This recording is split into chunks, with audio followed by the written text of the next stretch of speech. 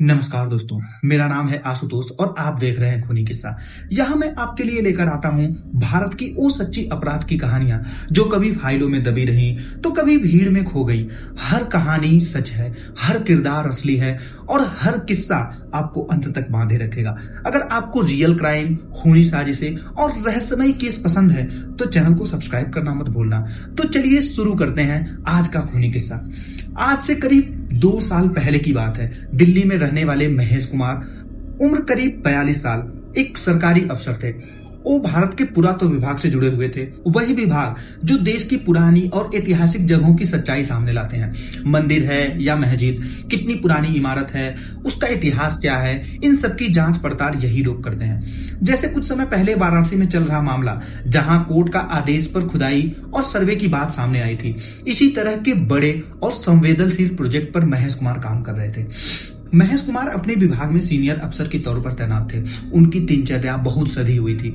रोज तय समय पर ऑफिस के लिए जाते थे, छुट्टी के बाद सीधे घर लौट आते थे। लेकिन 28 अगस्त की शाम को कुछ ऐसा हुआ जिसने सब कुछ बदल दिया। उस दिन ऑफिस से छुट्टी होने के बाद महेश कुमार घर के लिए निकले, मगर शाम बीत गई, रात हो गई और वो घर नहीं पहुंचे।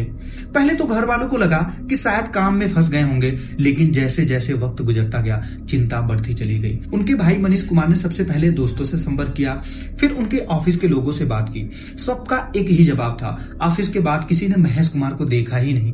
ये बात और भी डराने वाली थी, क्योंकि ऐसा पहले कभी नहीं हुआ था। महेश कुमार का रोज का नियम था, बिना बताए कहीं नहीं रुकते। दिल्ली जैसे बड़े शहर में रात कहराने लगी और घर वालों की बेचैनी डर में बदल गई।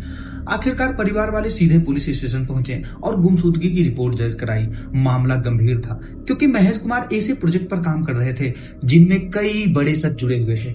सबसे हैरान कर देने वाली बात यह थी कि उनका मोबाइल फोन पहले दिन से ही बंद था। पुलिस ने तकनीकी जांच शुरू की और मोबाइल की आखिरी लोकेशन ट्रेस हो गई। जो जानकारी सामने आई उसने सबको चौंका दिया। लोकेशन दिल्ली का नहीं बल्कि फरीदाबाद में दिखाई दे रहा था। 28 तारीख को ही पुलिस ने घर वालों से पूछा कि वहां उनका कोई रिश्तेदार या जान पहचान वाला तो नहीं है। जवाब साफ था, फरीदाबाद से उनका कोई लेना देना नहीं था। मामला और उलझता जा रहा था। इसी बीच दिल्ली के सरोजनी नगर से एक खबर आई।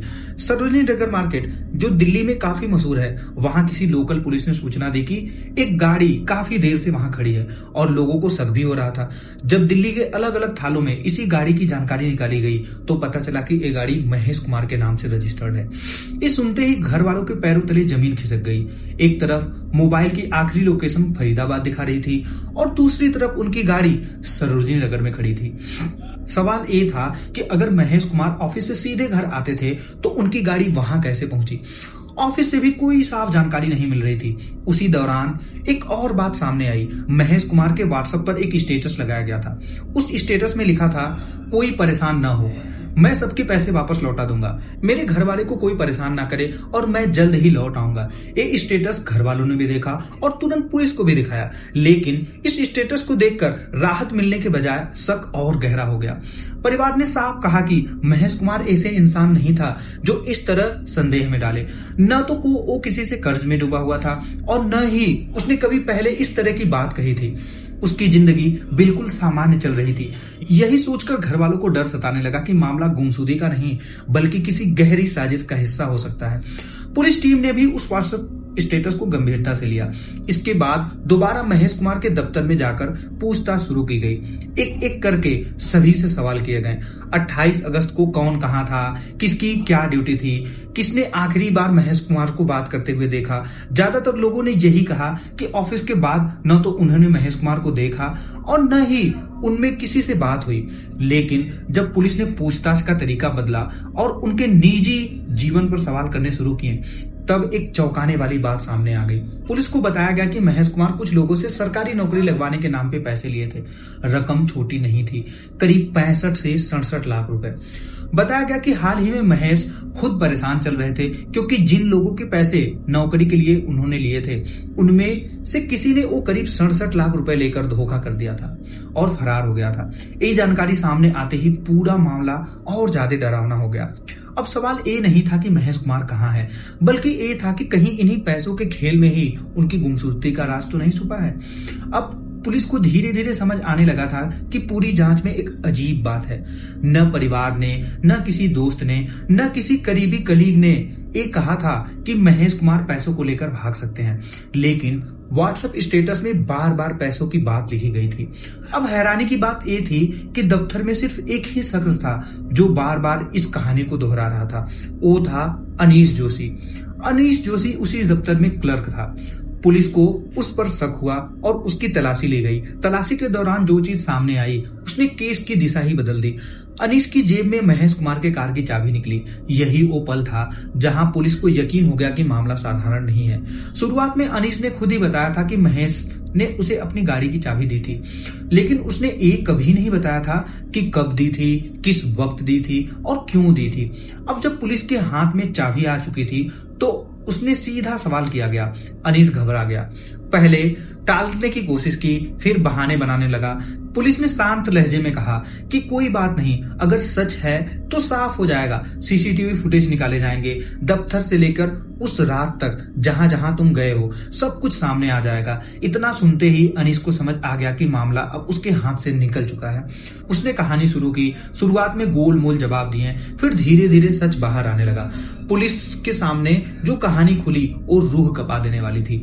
महेश कुमार को पहले मारा गया, उसके बाद उसकी लाश को गड्ढे में दफनाया गया, फिर मजदूर बुलाकर उस जगह की सीमेंट से ढक दिया गया ताकि किसी को शक भी ना हो और लाश बाहर ना आए। अनीश उसी सरकारी दफ्तर में काम करता था जहां महेश सीनियर पोस्ट पर थे। उस दफ्तर में सिर्फ यही नहीं बल्कि कई ऐसे लोग थे जो नौकरी लगवाने के नाम पे पैसे लेते थे। रिश्वतखोरी चलती थी। अनीश भी उन्हीं लोगों में शामिल था। दफ्तर में जब भी कोई वैकेंसी निकलती थी तो लोगों से कहा जाता था कि सरकारी नौकरी लग जाएगी, बस इतना पैसा दीजिए, बाबू से साइन हो जाएगा, अफसर मैनेज हो जाएंगे। इसी खेल में अनीश भी शामिल था। एक दिन अनीश ने महेश से कहा कि एक बड़ी वैकेंसी आ रही है, अच्छी पोस्ट है, लेकिन इसके लिए 33 लाख रुपए लगेंगे। बात आगे बढ़ी, पैसे भी आए। अनीश की एक गर्लफ्रेंड थी और जब पैसे आए तो पार्टी वार्टी भी होने लगी। यहीं से कहानी एक खतरनाक मोड़ लिया। धीरे धीरे महेश की नजर अनीश की गर्लफ्रेंड पर पड़ने लगी। कई बार ऐसा हुआ कि अनजाने में वो ही उसे घुमाने ले गया। अनीश ने यह महसूस किया, लेकिन शुरू में वो चुप रहा। बाद में उसे साफ समझ आ गया कि महेश की नीयत ठीक नहीं है। उधर गर्लफ्रेंड को भी लगने लगा कि अब महेश के ज्यादा करीब जा रही है। यहीं से अनीश के दिमाग में एक खौफनाक प्लान जन्म लेने लगा। उसने सोचा अगर महेश रास्ते से हट जाए तो 2 फायदे होंगे। पहला, जिससे करीब 9 लाख रुपए हिसाब बाकी है वो लौटाने नहीं पड़ेंगे। दूसरा, उसकी गर्लफ्रेंड भी उससे दूर नहीं जाएगी और वापस उसी के पास रहेगी। इसके बाद अनीश ने पूरी प्लानिंग कर दी। उसने 27 अगस्त को 5 दिन की छुट्टी ली और अपने घर वापस चला गया। उसका घर हरियाणा के सोनीपत में था।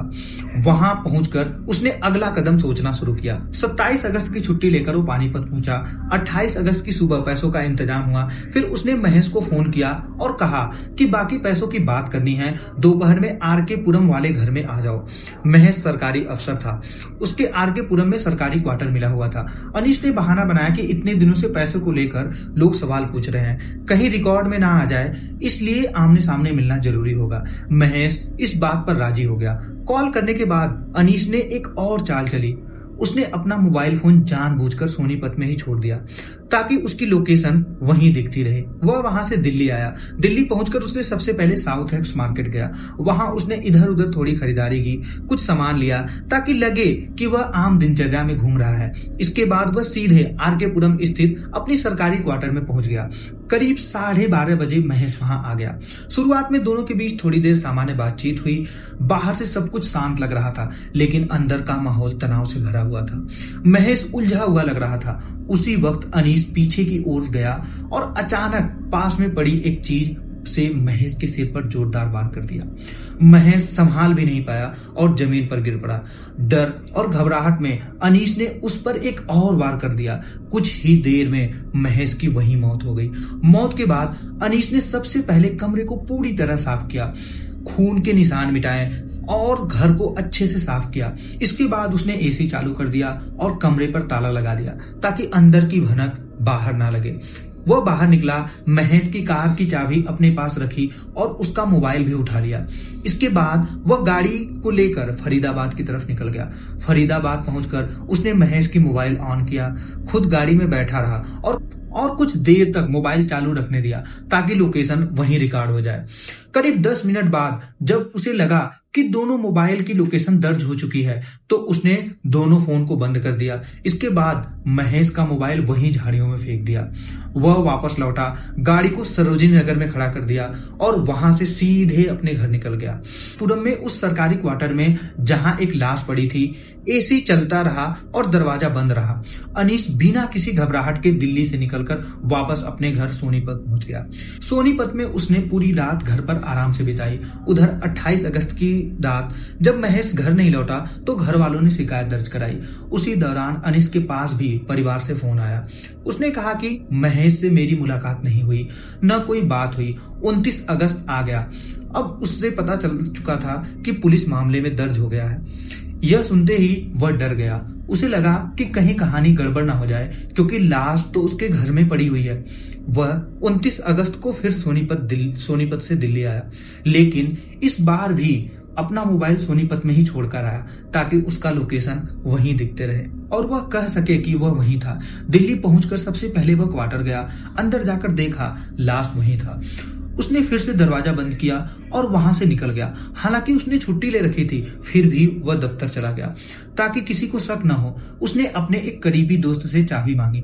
उसका क्वार्टर वैसे भी खाली रहता था, क्योंकि परिवार के साथ वो वहां नहीं रह रहा था और मरम्मत का काम भी चल रहा था। उसी क्वार्टर में पहले भी पार्टी हो चुकी थी, इसलिए वहां लोगों का आना जाना असामान्य नहीं लगता था। वह अक्सर एक साथी से कहता था, यार तेरी चाबी चाहिए, क्योंकि पहले भी कई बार चाबी ले चुका था। इसी वजह से इस बार भी उसे कोई शक नहीं हुआ। उसके बाद वह अपने घर के पास एक चाबी बनाने वाले के पास गया। उससे कहा कि इस चाबी की एक डुप्लीकेट बना दो। चाबी बनाने वाले ने बिना किसी सवाल के डुप्लीकेट चाबी बना दी। अनीस वहां से सीधे अपने दफ्तर आ गया और असली चाबी उसी करीबी दोस्त को लौटा दी जिसके पास वो पहले से रखी हुई थी। अब उसके पास सिर्फ डुप्लीकेट चाबी थी। वह फिर आरके पुरम अपने घर पहुंचा। वहां कुछ देर इंतजार किया, फिर अपनी गाड़ी निकाली और सीधे उस क्वार्टर की तरफ गया जो उसके दोस्त के नाम पर था और वह उस वक्त खाली पड़ा हुआ था। वही क्वार्टर जिसके बारे में उसे पता था कि वहां कोई आता जाता नहीं है। डुप्लीकेट चाबी से उसने उस क्वार्टर का दरवाजा खोला। इसके बाद वह अपने क्वार्टर लौटा जहां महेश की लाश पड़ी हुई थी। लाश को उठाकर वह गाड़ी में रखता है और उसे उस खाली क्वार्टर की तरफ ले जाता है। वहां पहले से गड्ढे पड़े थे। उसने फर्श को खोदना शुरू किया। पानी भी जमा था, लेकिन वह लगातार खुदाई करता रहा। जब उसे लगा कि गड्ढा इतना गहरा हो गया है कि उसमें लाश छुपाई जा सकती है, तब उसने महेश की लाश को पॉलीथीन में लपेटा और धीरे धीरे गड्ढे में उतार दिया। उसके बाद उसने ऊपर से मिट्टी और गड्ढे को बराबर कर दिया ताकि कुछ भी असामान्य ना दिखे। सारा काम खत्म करने के बाद उसने दरवाजा बंद किया, गाड़ी में बैठा और वापस सोनीपत चला गया। 28 अगस्त को मर्डर हुआ। 29 अगस्त को वह दिल्ली वापस आया और लाश को एक जगह से दूसरी जगह शिफ्ट किया। उसी दिन लाश को गड्ढे में छुपाकर वह फिर सोनीपत लौट गया। पूरी रात वह सोनीपत में रहा, लेकिन उसके दिमाग में एक ही बात घूम रही थी, लाश अब गड्ढे में है। उसे यह भी पता था उस क्वार्टर में कभी कभी उसका साथी वहां आता जाता रहता है, इसलिए उसने अलग कदम पहले से ही सोच रखा था। उसने अपना मोबाइल हमेशा की तरह सोनीपत में ही छोड़ा।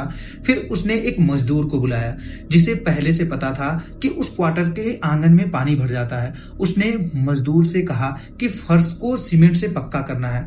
सौदा 12,000 में तय हुआ, लेकिन उसने सिर्फ 10,000 रुपए दिए। मजदूर ने पूछा भी कि ये काम क्यों करवा रहे हो। अनीस ने असहज से कहा, पानी जमा हो जाता है इसलिए पक्का करा रहा हूं। मजदूर ने पूरे गड्ढे को प्लास्टिक, सीमेंट और मसाले से ढक दिया। सब कुछ बराबर कर दिया। शाम होते होते काम खत्म हुआ और मजदूर चला गया।